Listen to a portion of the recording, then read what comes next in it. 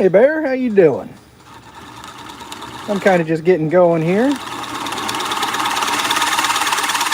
This is a bowl I was working on the last live. Figure I'd just get the base of it finished off, and then we'll get something new mounted up.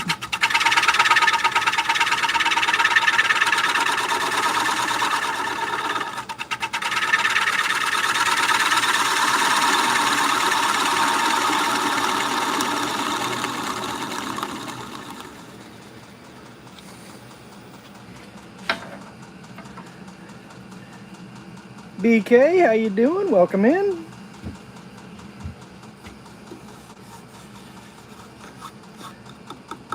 That's feeling pretty good.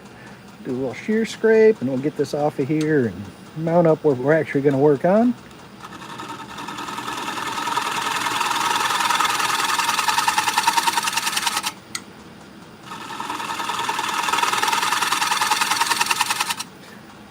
There we go. That'll be ready to sand. Hey Rebecca, how you doing? Thanks for coming in. All right.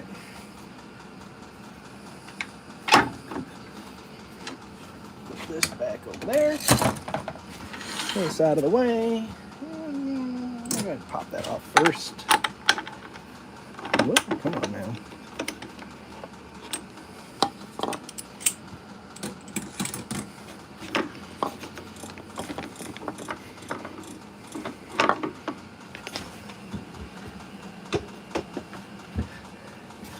So you guys might remember this when we were working on last week.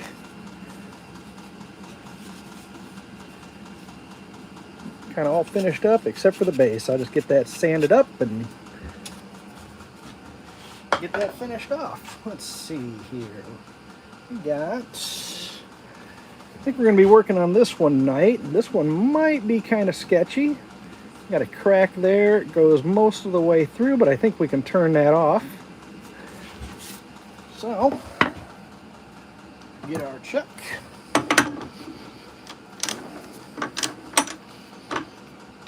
There we go. Get our worm screw.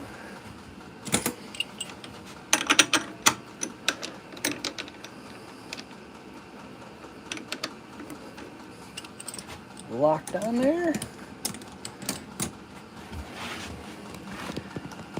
You guys in the right spot. And guess that's Jose. Welcome in.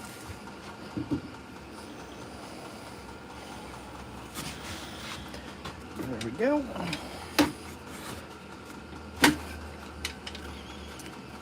All right.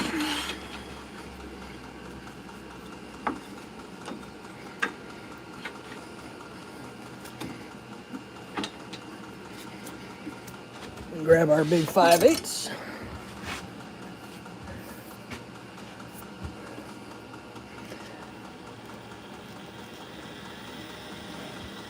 As always, stay out of the firing line when you first turn it on.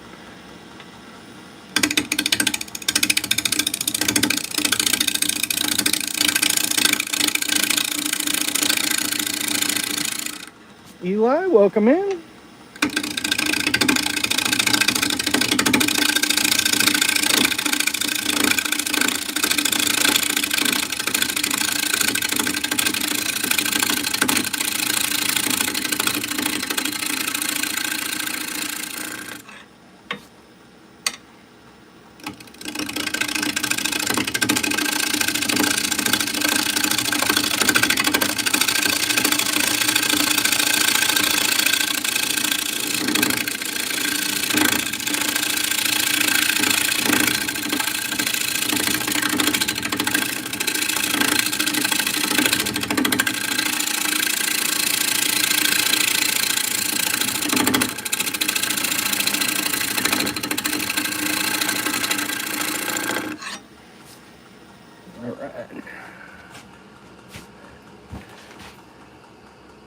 Crack is still there and still there, so we're going to be going a little further down.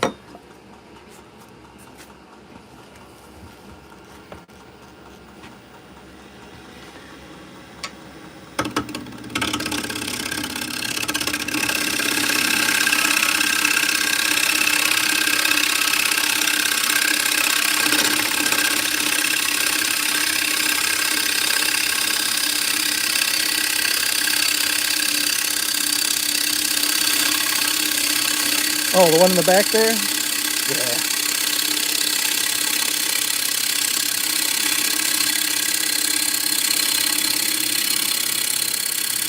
You're doing good, DK.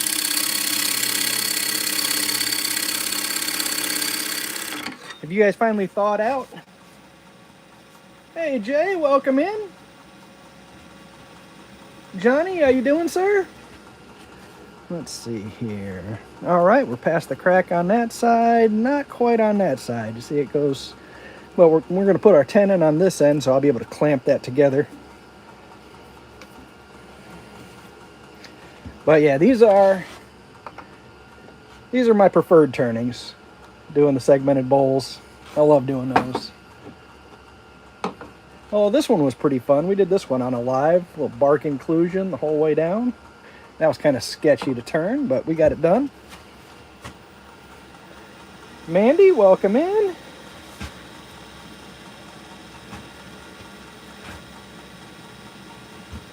Wait, there was a name I haven't seen in a while. That's also a DIY Lima. I believe, oh God, you're gonna hate. I think that's Joe, if I remember right. Well, thanks, Eli. We're gonna start taking this.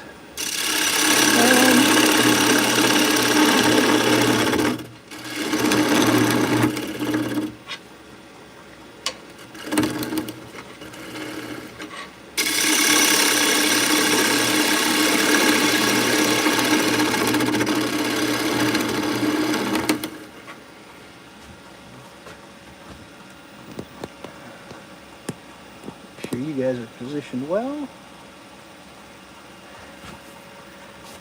How you been, man? Haven't seen you in a while. And there's that crack going straight through. Like I said, we're going to make that in the tenon so that the chuck's pinching that together.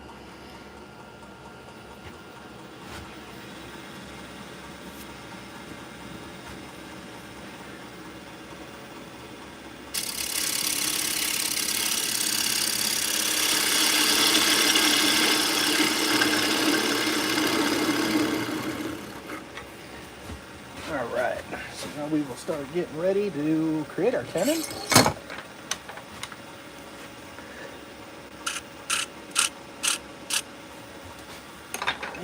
let's see here. I think this one is the one that's set up for it.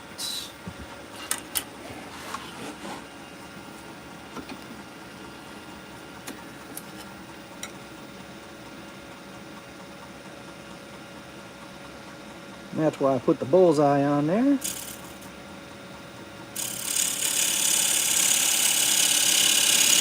It can be a little big, that's fine.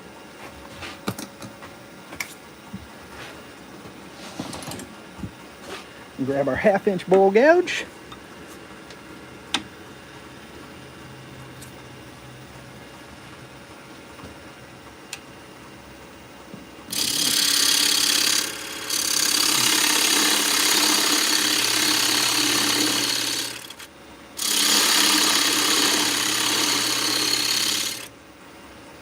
And I'm going to want a little bit bigger tenon due to that cap. A little larger than I normally do, but I don't want this thing flying apart in pieces. Sure I'm not missing anything.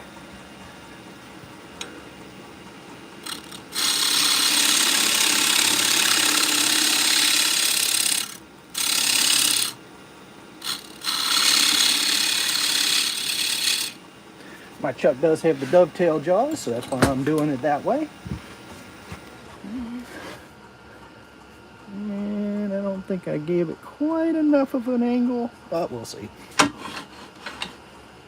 you know what, we're going to finish this outer edge before we get it turned around.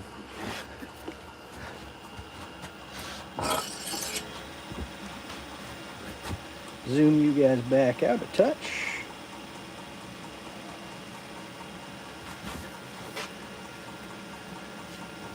Oh, you like seeing the traditional tools?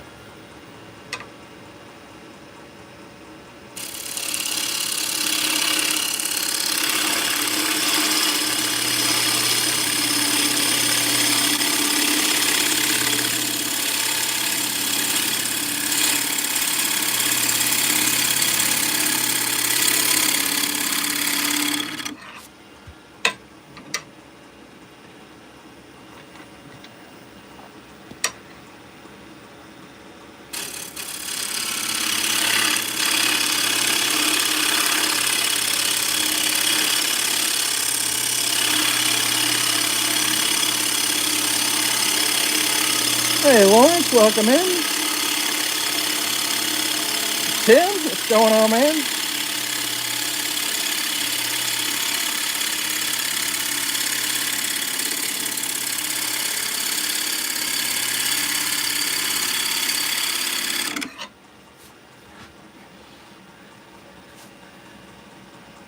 A set of the high-speed tools or carbides to start with. Carbides. You get a set of carbides and you will be turning that day. Get a set like this, then you got to get a sharpening system. Whoop, like that. And then I've got the CBN wheels, and there's a whole rabbit hole to go down with stuff like that. But with carbide, you buy yourself one set and you're good to go. And it can even be the like the Rockler set, or you can go for easy wood sets, kind of like that. Neat thing about carbide, raise this guy up. They're very beginner friendly. It's too high, you just want to be at center, parallel to the floor, right about there.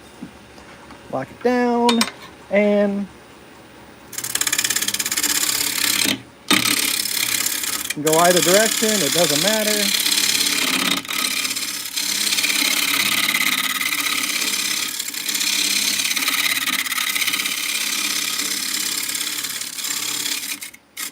And then if you want a cleaner cut, you can turn it on edge. Kind of do like that. Now, you can definitely see the difference in the finish it leaves behind. Get down here where I was using the traditional, up there where I was using the carbide. Different woods react differently, but for the most part, when you're using carbides, the finish is going to be worse, so there's going to be a lot more sanding involved.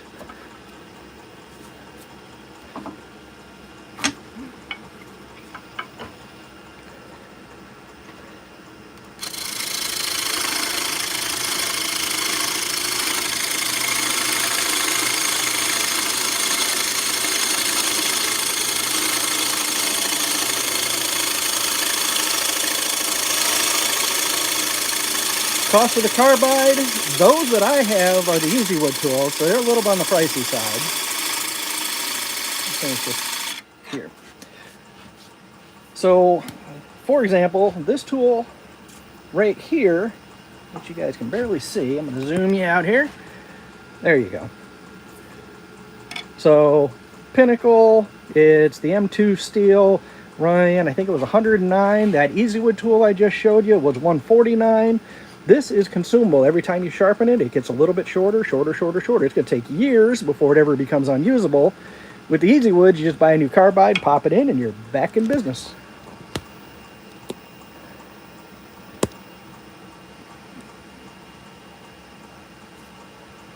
That is true. Let's see. Is this... I got a Benjamin's Best somewhere around here. And just like that. That is not M2 tool steel, so the edge does not last as long. So you will be sharpening more. But they do work.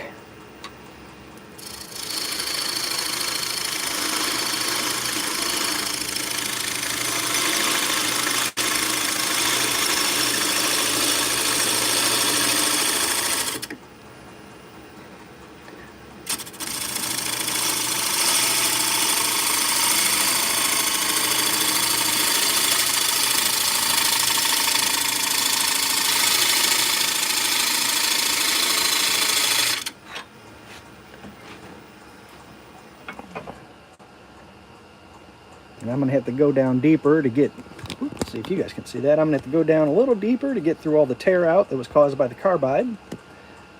So there's where I just went over, there's where I haven't went over, and down there is where it was all traditional. Shy Guy, welcome in, man. How you doing?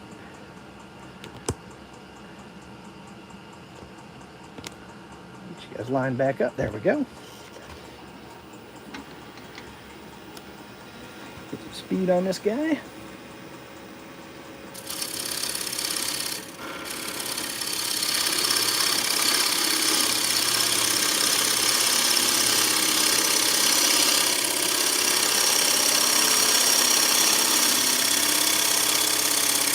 Oh, I'm doing good.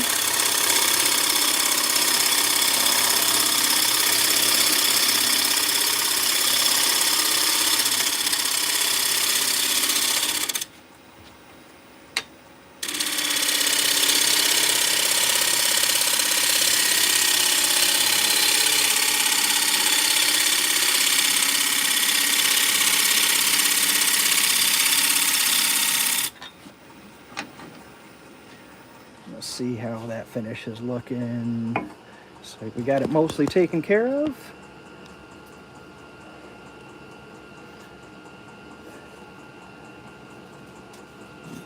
See, that's mostly taken care of. And you can't beat the speed at which the traditional tools go. I can remove a lot more wood faster with them than I can with the carbides. And let's see here. You guys can kind of see what I'm looking at here. For our shape, I think I'm going to shallow this out a little more.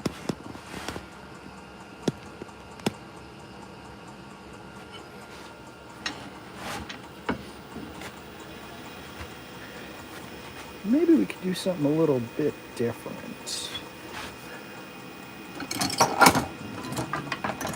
Let's see how this is going to work. This may not go so well, but we'll see.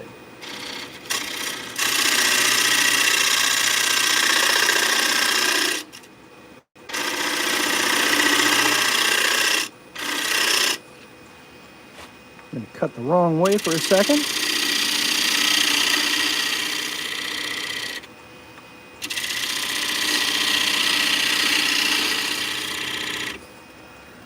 See how that's looking.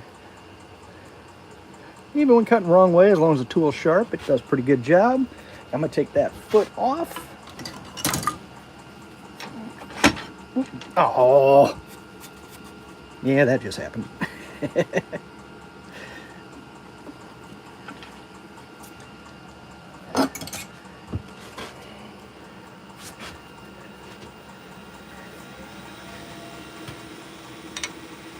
That's way high. There we go.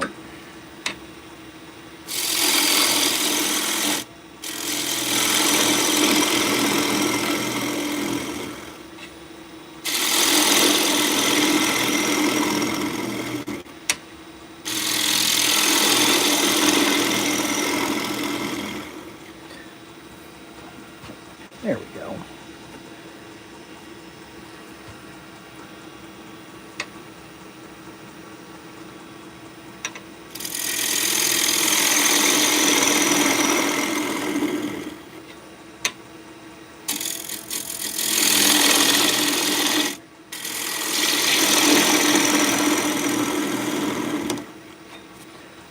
All right.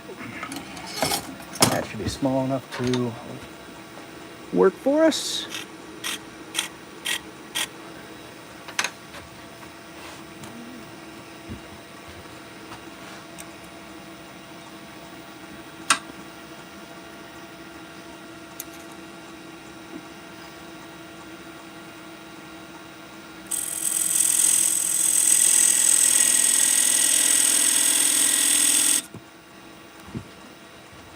Bumped you. JP, what's going on, man? So, Tim, if you're still in here, JP Woodwork. He's the one you want to follow if you want to learn all about carbides and easy wood tools. JP, I'm going to go ahead and make you a moderator. You can click on anybody you want. I saw a couple other names. Another Rebecca, how you doing? Although, Tim, since you're looking into the carbide possibility, you've probably already found him.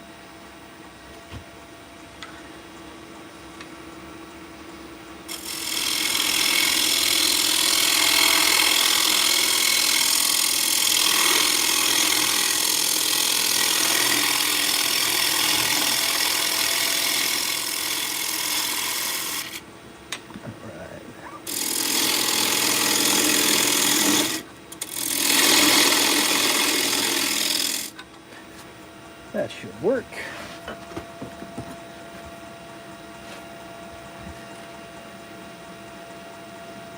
Oh, yeah, good for you. As long as it makes you happy.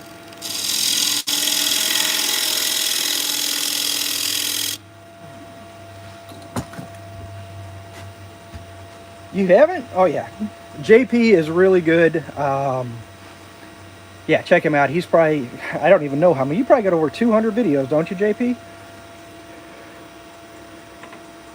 Almost exclusively an easy wood tool guy.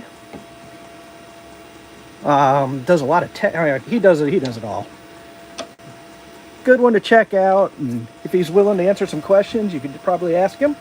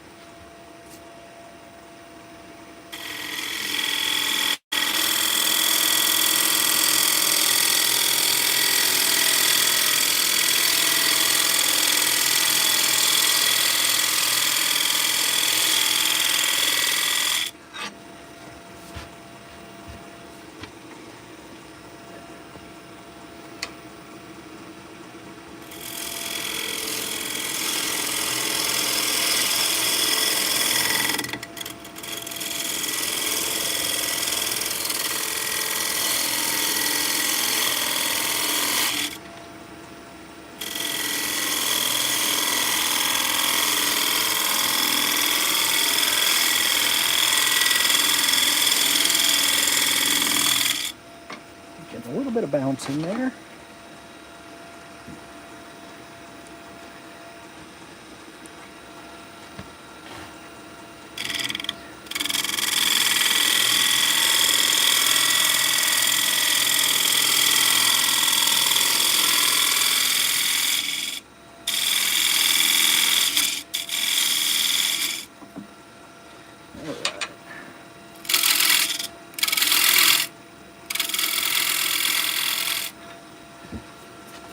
Now, the reason I was coming back that way, because if I continue out that edge, odds are I'm going to blow it out. I don't want to do that.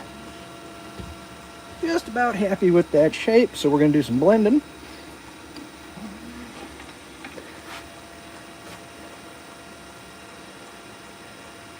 Yep, Turner's Warehouse is another real good one.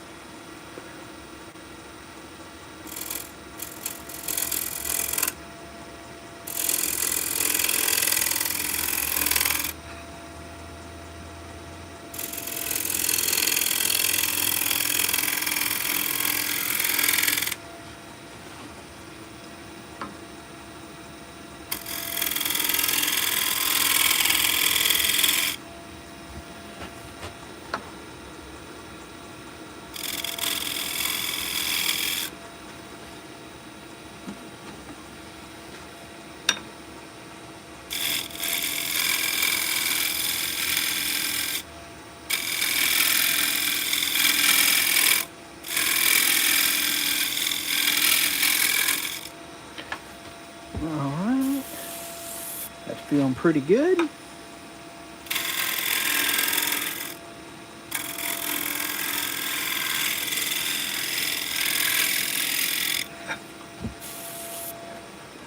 See how that's looking.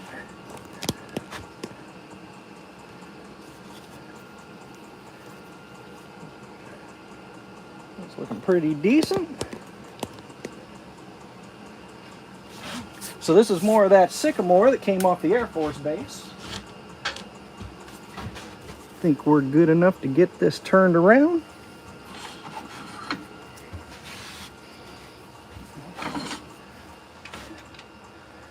Alrighty.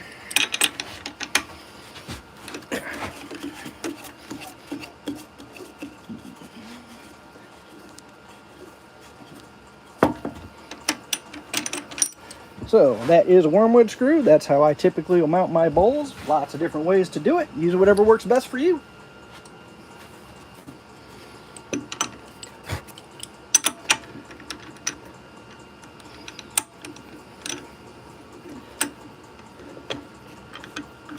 And actually, since we're here, see how we did. There's that crack right there. Running across, and it looks like it stops in that tenon. So by squeezing down on that tenon, should be able to keep that together and not have any issues.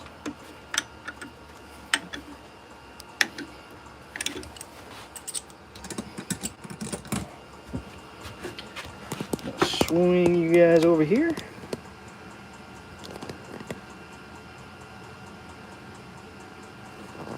And of course, me and my Amazon phone holder still fighting. Put you guys right about there. All right. Here we go. Always stay out of the firing line when you first turn that thing on.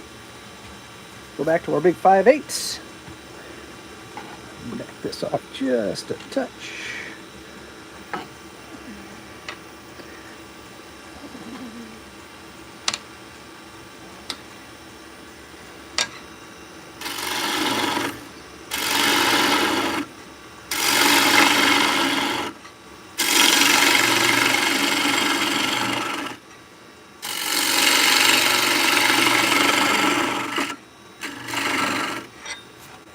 Kind of see how fast that just happened. So Tim, for comparison, let me grab my #1 hollower. #1 hollower, this is the mid-size. I got to raise up. Like I said, you always want to be on that center line, parallel to the floor, right about there.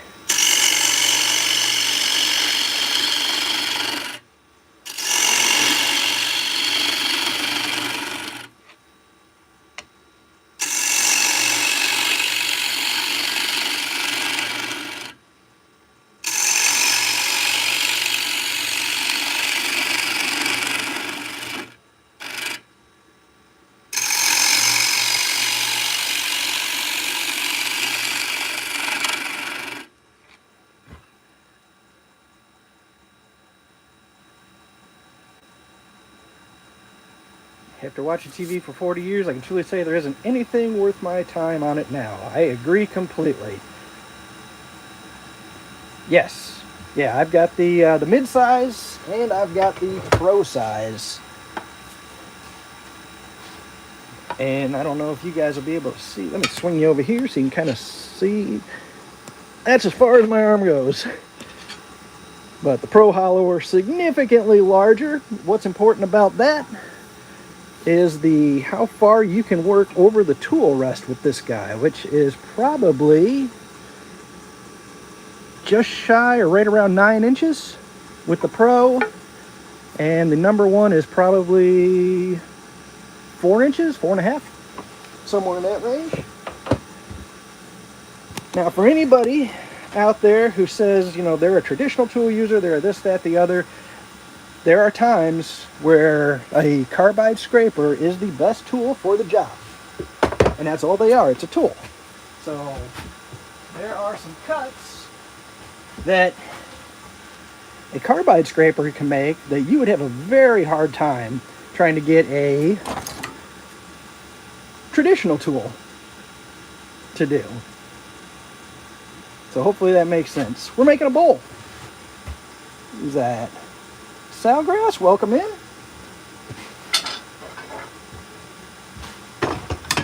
Nope, and I just kicked the chuck. Get this out of my way. And we're going to go back to the traditional tool.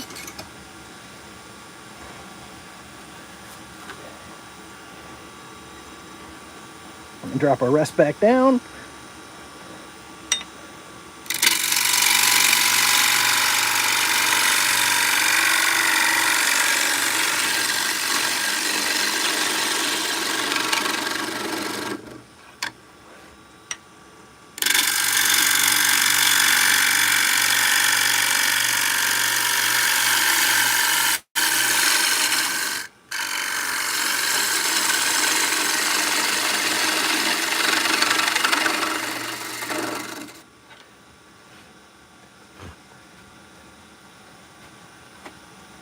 All right, Tim, have a good one. I got pretty much all the Easy Wood tools. I'm only missing one, I think. All right, take care, Tim.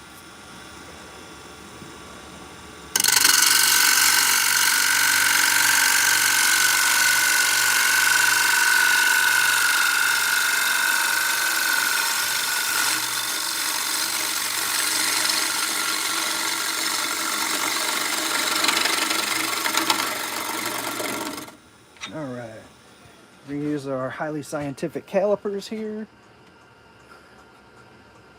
Well, we got a ways to go still.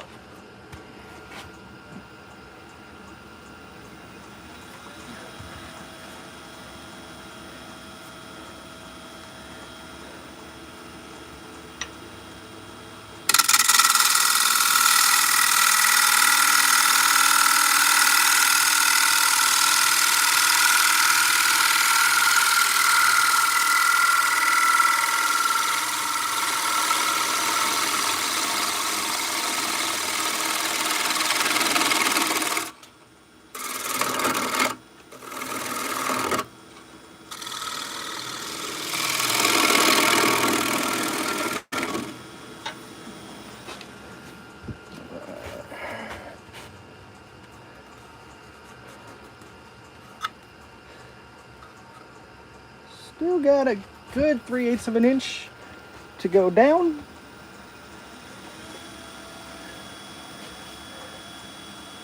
Did I see you? I missed that. He's working hard on the church. Good night, Tim.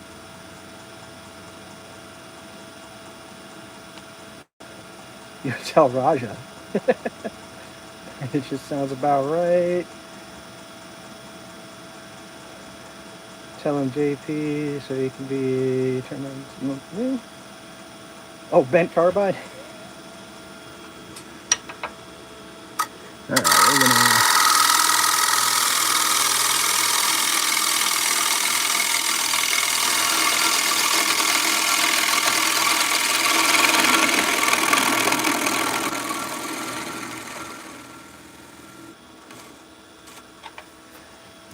All right, now we're gonna use an actual measurement. About 1.5 inches. So we still got another 1/4 inch we can go.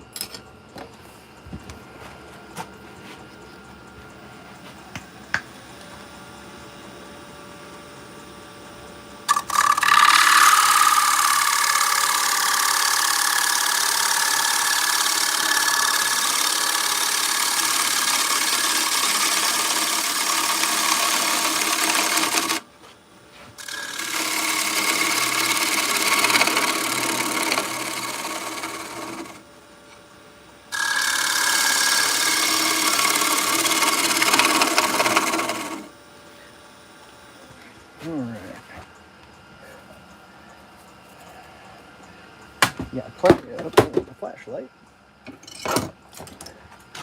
Switch over to the 1/2 inch here because he is sharper. That's feeling pretty good.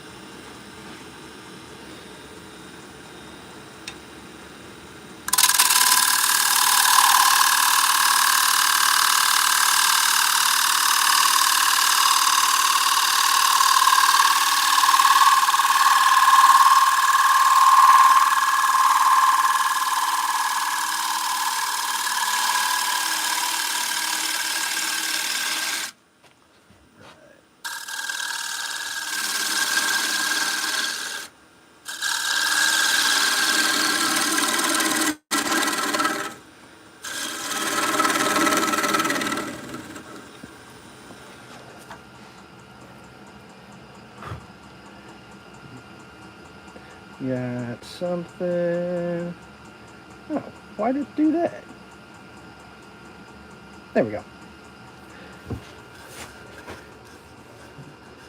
All right, I'm just checking my angle here, make sure everything's nice and smooth, everything's great.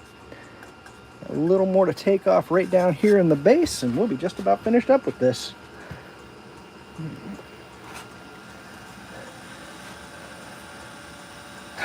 Thanks, JP. You didn't have to do that. You have a good one, and we will see you on Saturday for Saturday Morning Cartoons with Jake. Hey, Pat, welcome in. Yeah, if you guys like watching the resin turning, the resin blank making, like this, Jake Thompson, definitely check him out. Saturday Morning Cartoons. You'll see him. You'll see Jamie. You'll see Andrew. They do giveaways. They do all sorts of awesome stuff. Nice thing, I believe Jake was also a prior Marine as well. One of our fellow service members.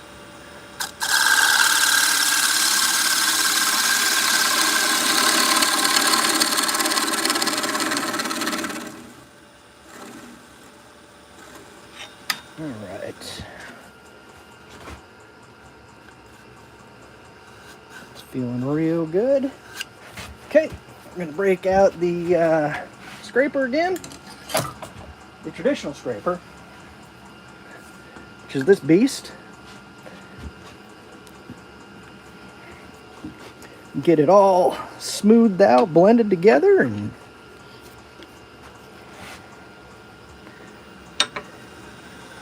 okay, for me to use this though, I got to move you guys. Awesome, thanks, JP.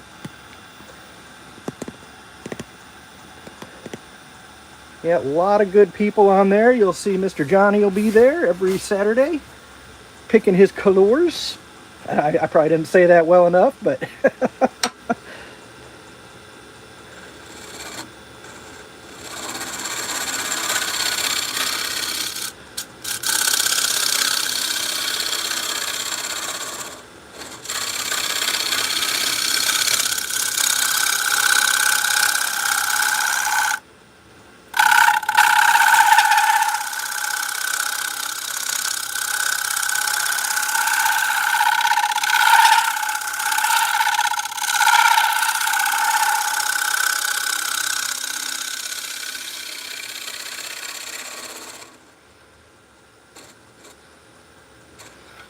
all right. Gets loud out there at the end because we're getting real thin. Feels like I can still take a little more away right there and in through the base. I think we're going to do that. We're going to switch back over to the traditional. Grab our 1/2 inch again.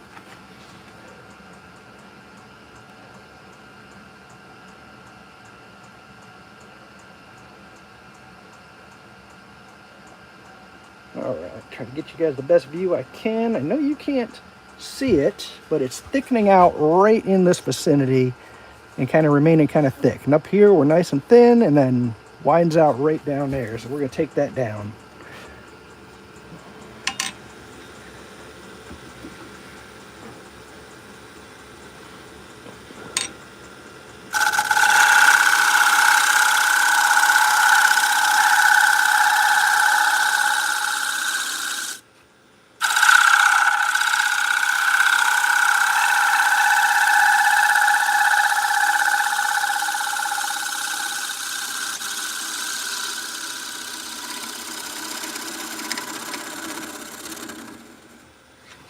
All right.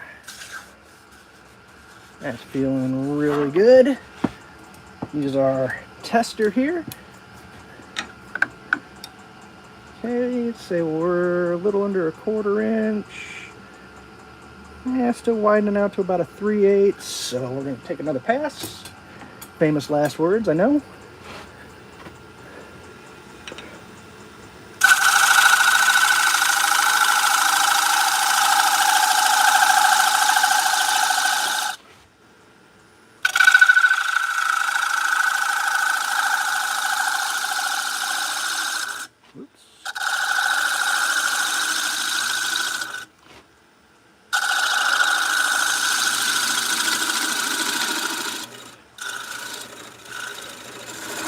The whole goal here is just not to make the inside bigger than the outside. Bad things happen when that happens. All right. That's feeling pretty good. Almost completely lost my burr, but we'll make do.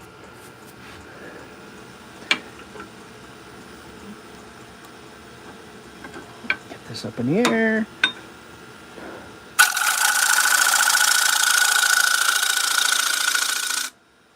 I'm bumping you guys, I know. Jack in the shop, welcome in.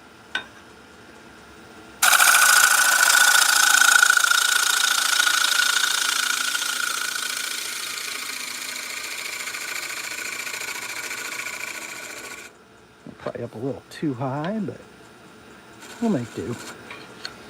Okay, this is good. It's feeling real good. And I think we got it. Got a little bit of a rough spot where the end grain is, and that's probably, like I said, my burr. So these work by when you sharpen them, you create a burr on the end, and as the burr goes away, it just doesn't cut as well, and you end up making more dust and get more tear out. Let's see if you guys can see this. You can probably see it right in there. Raja, welcome in. And right there.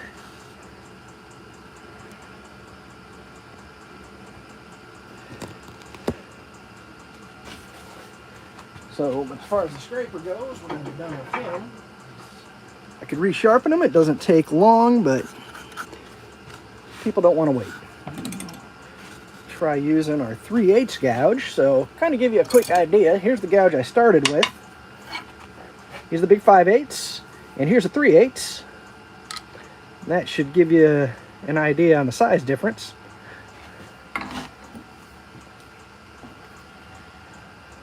Let's see if we can't clean up some of that tear out, though. Drop ourselves back down. That should do.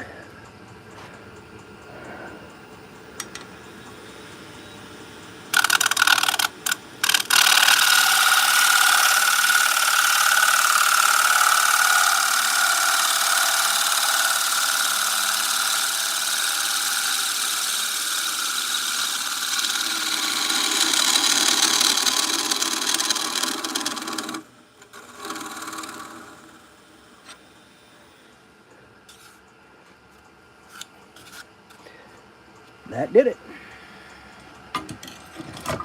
Zoom you guys back in. Right there, that's where we had the tear out. Pretty much gone. And again over there. And it's pretty much gone. Whatever little bit may be left can be sanded away. Check our edge here.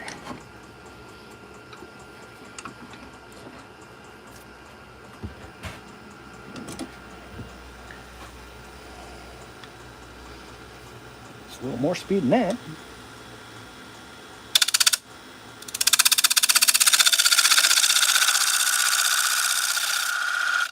Just clean that up.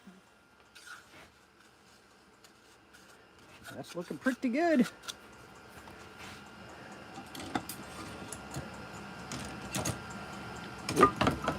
What am I missing? Is that maple or asphalt? That is sycamore. Found that on the Air Force Base after this was last summer during some of the heavy winter or heavy storms came through.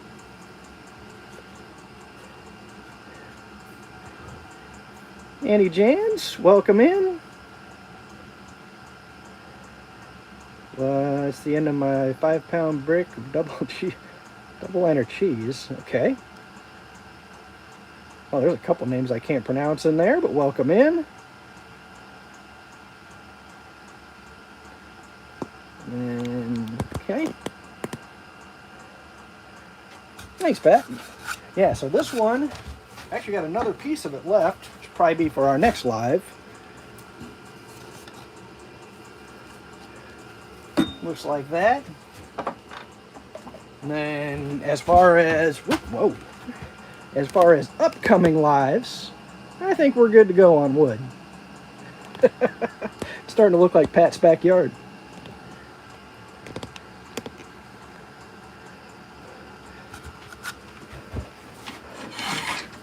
So now I think we are going to do a little bit of sanding, even though Mex isn't in here. He's probably busy with maple syrup still. 150, 150. That looks like 80. What do we got here? 240. All right. We will start with some 80. And I'm going to turn on the dust collector because I don't want to breathe this in. Get you guys turned around so you can see what I'm going to be doing. We're not going to go too terribly far because I know sanding is boring. Go reverse. Dust collector on, so we'll hear that.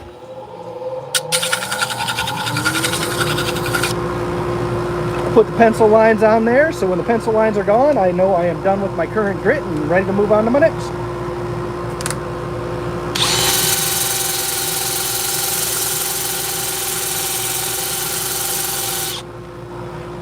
Don't have the grits to use. There we go.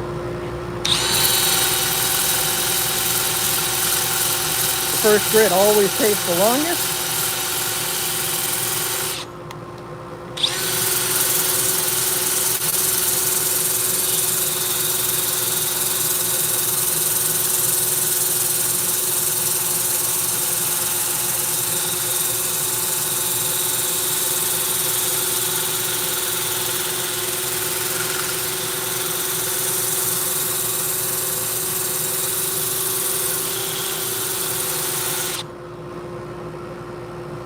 And not quite. I don't know if you guys probably can't see that. There's still some pencil line right there.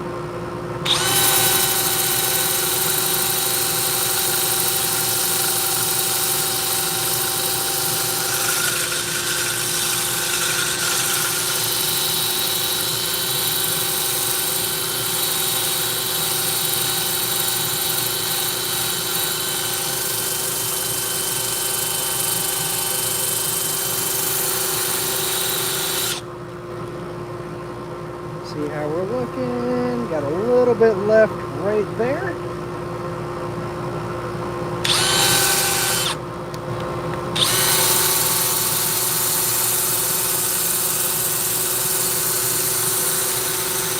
I said after that first grit, the rest will go pretty quick.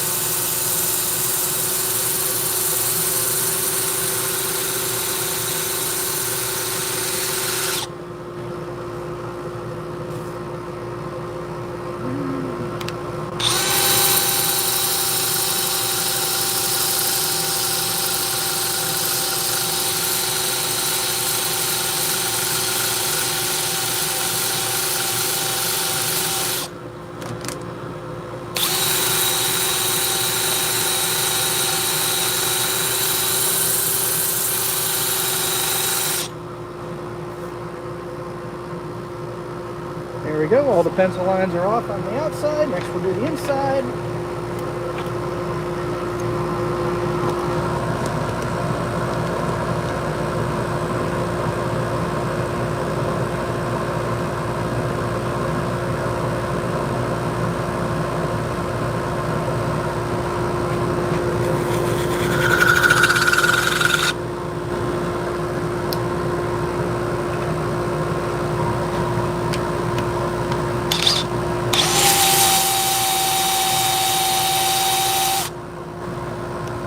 Guys up a little better here. There we go.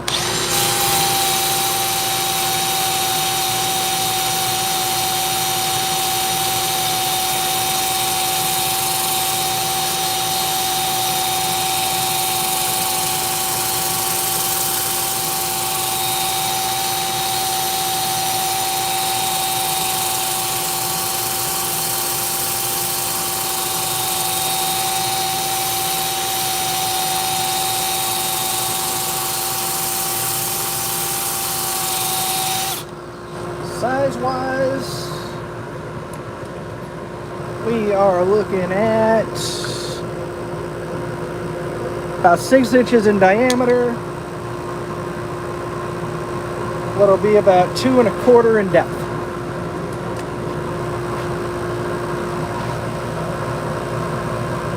Borrow my dust collector. This is the Harbor Freight. That is the Harbor Freight dust collector. If you're inside track, look for when they do their 20% off sale. That's hooked up to what you can't see. down over there is a Beaver dust separator. So all the dust ends up in that rather than me clogging up that bag. Oh wow, I think we already got that done.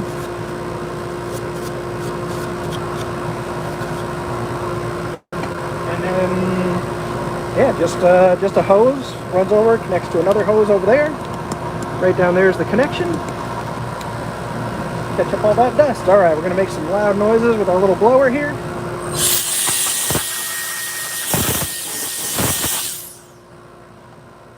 And we are done with the 80 grit. That's 240, there's 150. That'll be next. I know I've seen some better days, but we're just gonna keep rocking and rolling.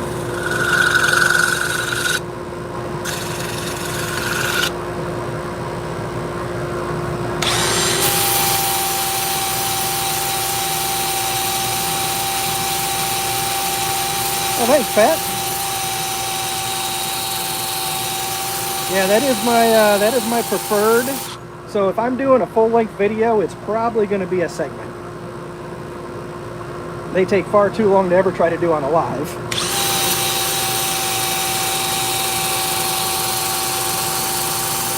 So the one you're seeing over there is Purple Heart and Heckberry.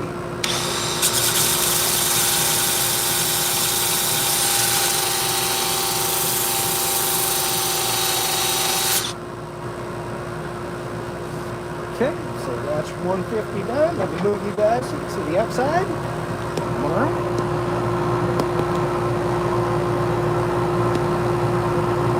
There we go. Go in reverse. Oops.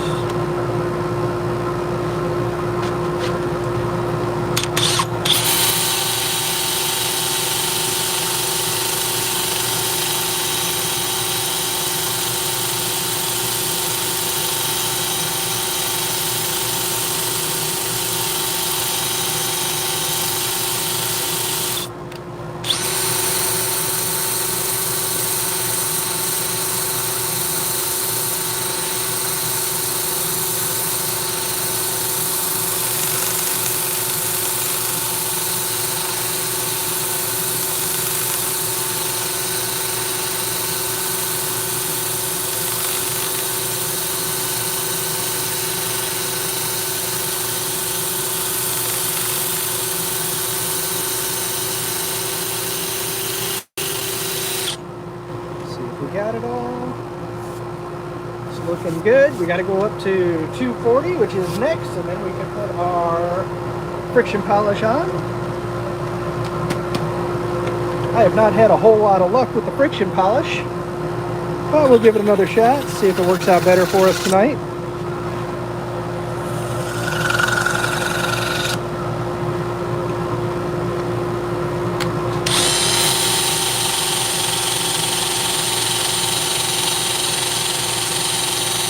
Last couple times I used it, I ended up just sanding it back off.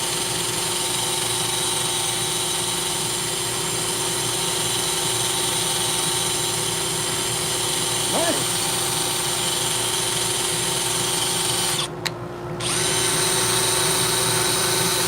Yeah, I'd say probably half the videos on my channel are segmented bowls, segmented bases.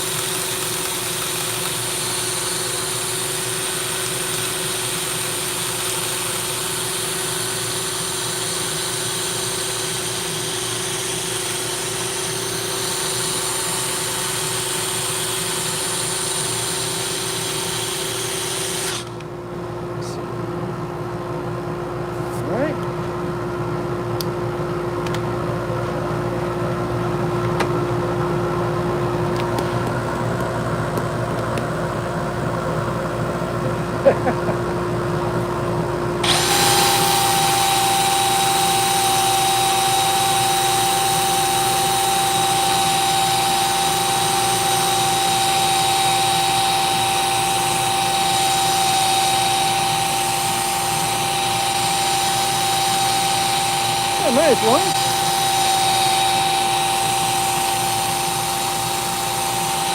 Using red oak or white oak? Yes, it is.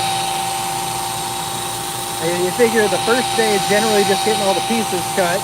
You might glue your first couple rings. Second day, generally you're gluing more rings. And then you start the sanding process and gluing them all together. And you're lucky if you're turning by day 3.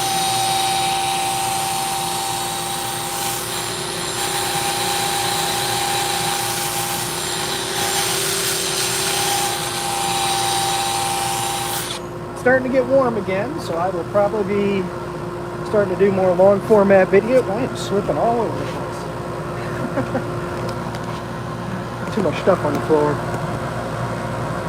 All right, that is to 240 grit. I'm gonna do loud noises as we blow this thing off.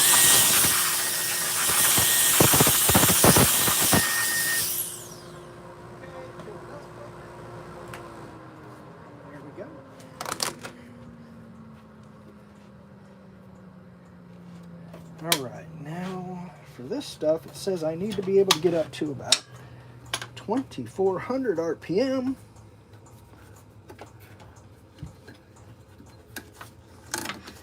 Swap my belts over.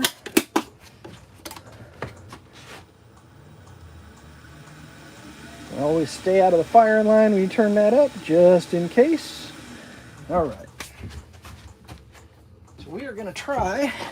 Like I said, we haven't had much luck with this thus far, but we'll give it a go.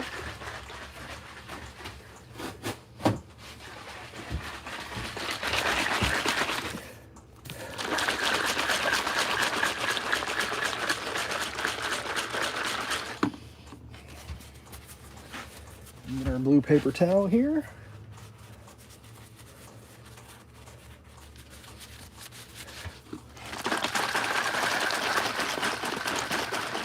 I think we will start with the outside. Let's see, kind of get you guys in a good spot here to see it.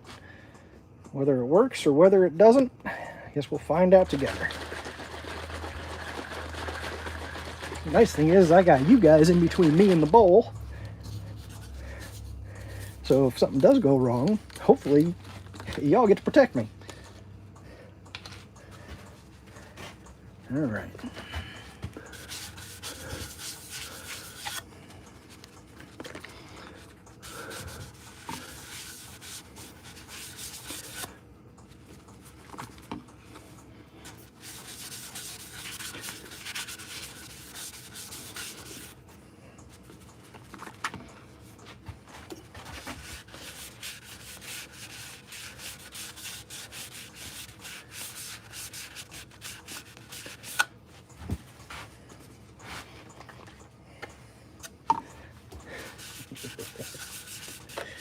Alright.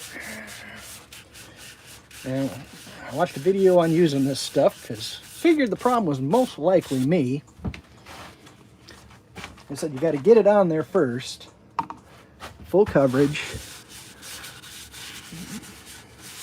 and then with subsequent coats you're going to put it on while it's spinning. That's the friction part of it.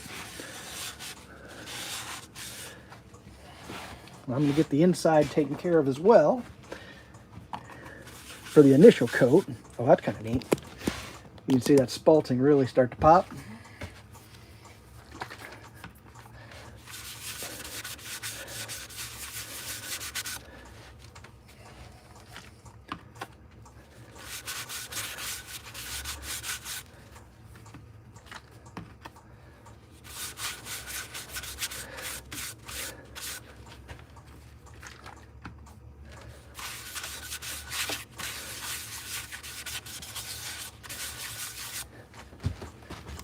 Okay, bring you guys back around to the front here, the outside.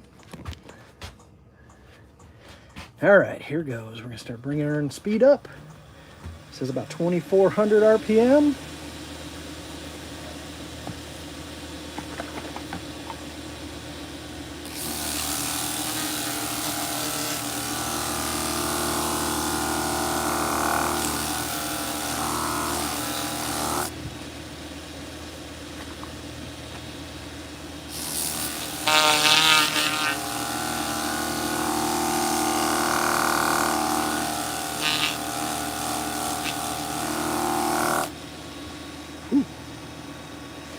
cooking the paper towel.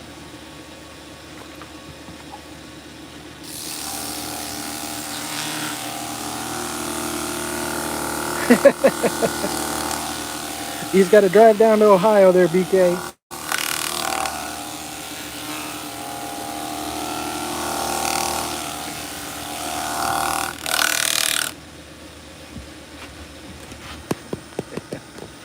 All right, we're going to go ahead and try to do the inside as well, and then we'll turn it off and see what it looks like. Put you guys in a better position. Whoa, there we go. That should work.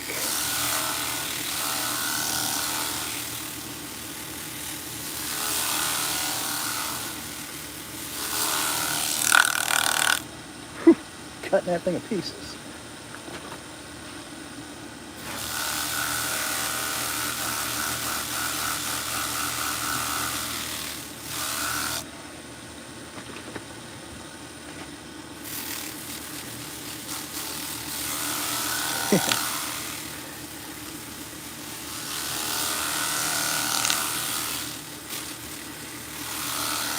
All right, get this buffed out here real good. And I think we're going to need a new rag.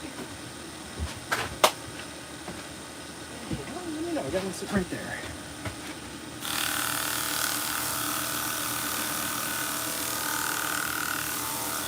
Kevin, welcome in. Who's that? Montana, welcome in.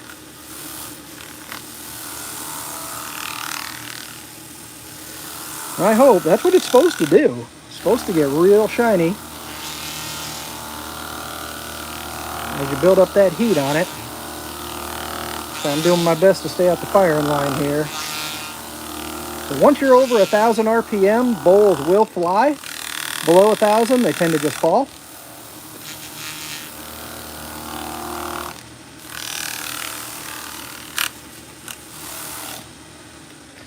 All right, here we go. Moment of truth. That's shiny.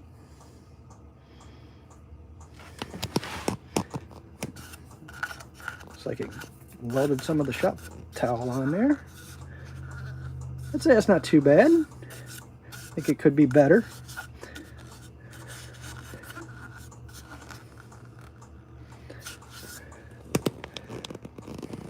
What do you guys think?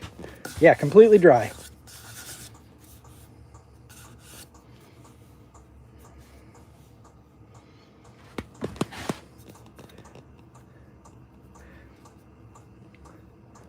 So I'd say all in all, it's not too bad. Is that sycamore is not the prettiest piece of wood. So we can compare. So this is that high build friction polish that I was saying. That's what lacquer looks like. So lacquer versus high build friction. Now I believe if I put more and more coats of the high build friction polish on, it will get shinier and shinier. But let's see, I also have a comparison here. So this is another piece of sycamore that we did, and this one does have lacquer on it, so we can do a side-by-side comparison. Now this is 4 coats of lacquer versus that friction polish. And the lacquer is shinier, but not by a whole lot. And this one was also sanded up to 400 grit, where this one we stopped at 240. So I don't know. I think I got to play with it a little more.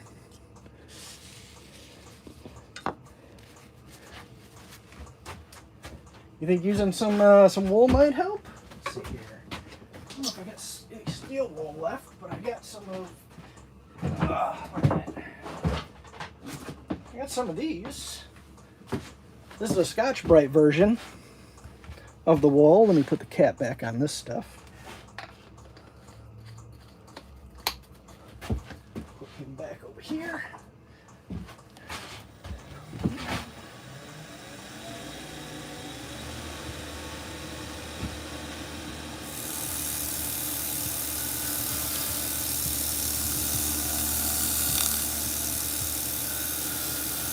Rebecca likes the friction polish better?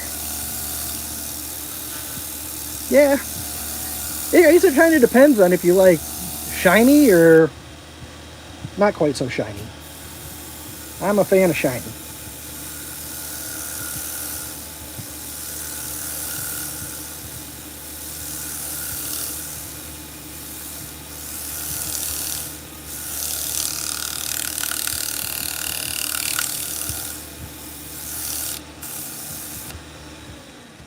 See how that's looking.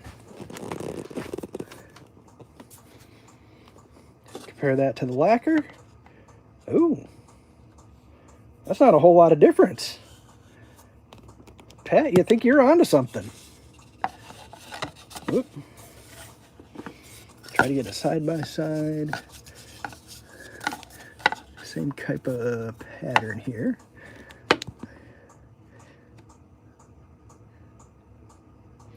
Yeah, I'd say that is almost identical. Yeah, you're right. I mean, that was only 2 quick coats of the polish, so if I kept going with it, that might shiny it up even more. Let's see, where'd that go? That one's done. Yeah, we'll try 2 more coats because it doesn't take that long. Oh, let me mix this stuff up. This stuff separates so fast.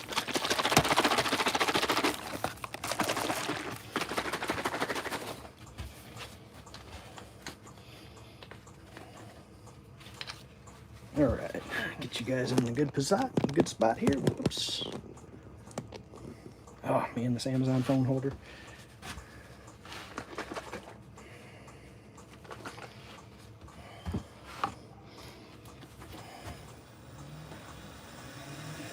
Yeah, 2400 RPM.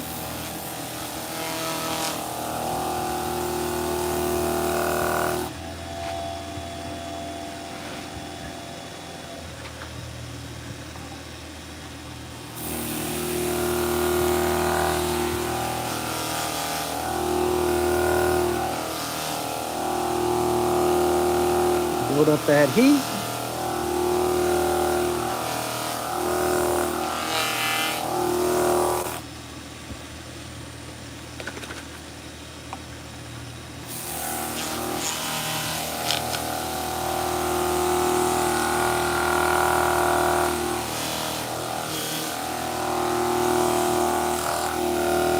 Ooh, it's getting hot. We definitely built up some heat. All right, you guys back around here.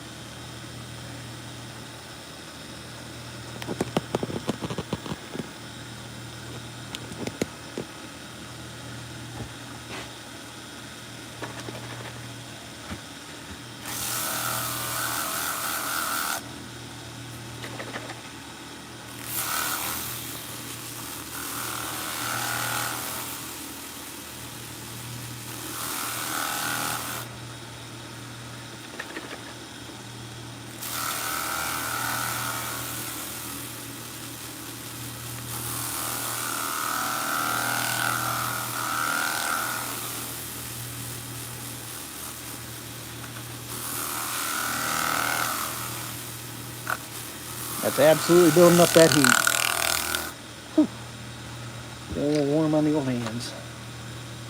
All right, put the lid back on this stuff again. And for the reveal, here we go. I'd say that looks pretty darn good. Hey, Vinny, welcome in, man. How you doing? Well, looks like we finally got this stuff done kind of right. I probably should have sanded it more. I'm pretty sure the bottle says to stop at 240. Let's go ahead and do our comparison here.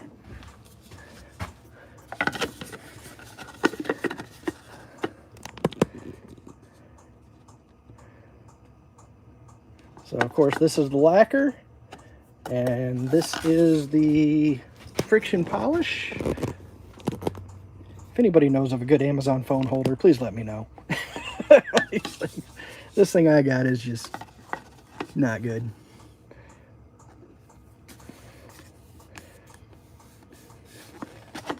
the feel, you can kind of tell that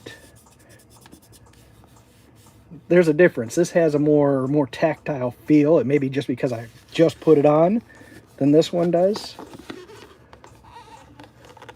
But as far as shininess goes, I'd say they're pretty much dead even. And that's 3 coats friction polish versus 4 coats lacquer.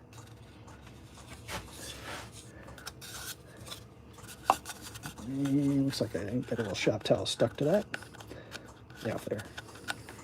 Let me go ahead and pop this out of here. Toss this guy over there. Let everybody get a decent view of it.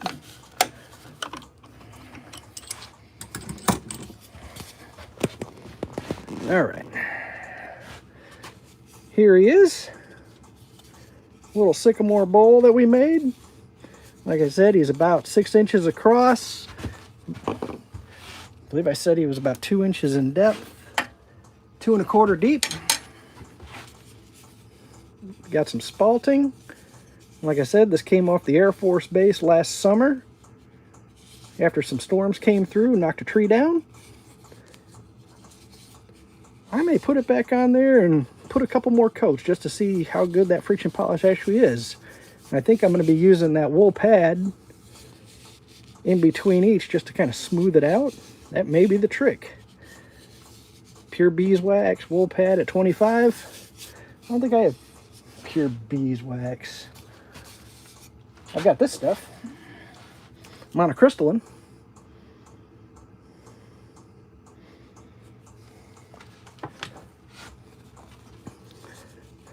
And I'd say it looks pretty good. I still got, of course, take the bottom off, or the tenon off.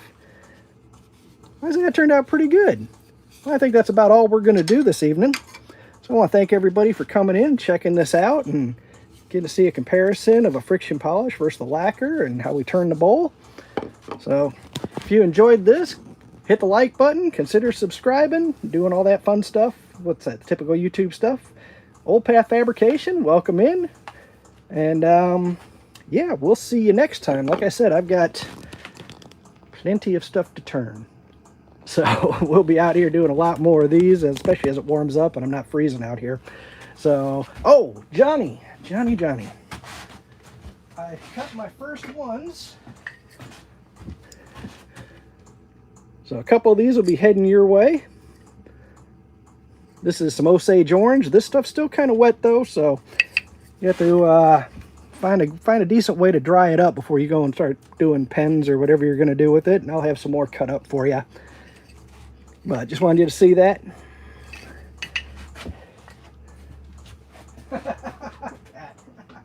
Oh, I got to work tomorrow. I got to be at a hospital at 8:30 to work on one of their rooms.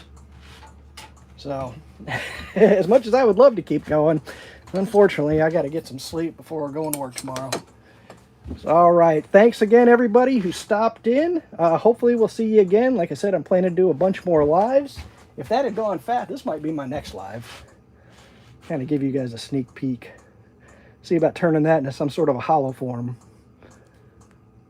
So, should be fun. Well, you guys take care, and we'll see you next time. Bye-bye.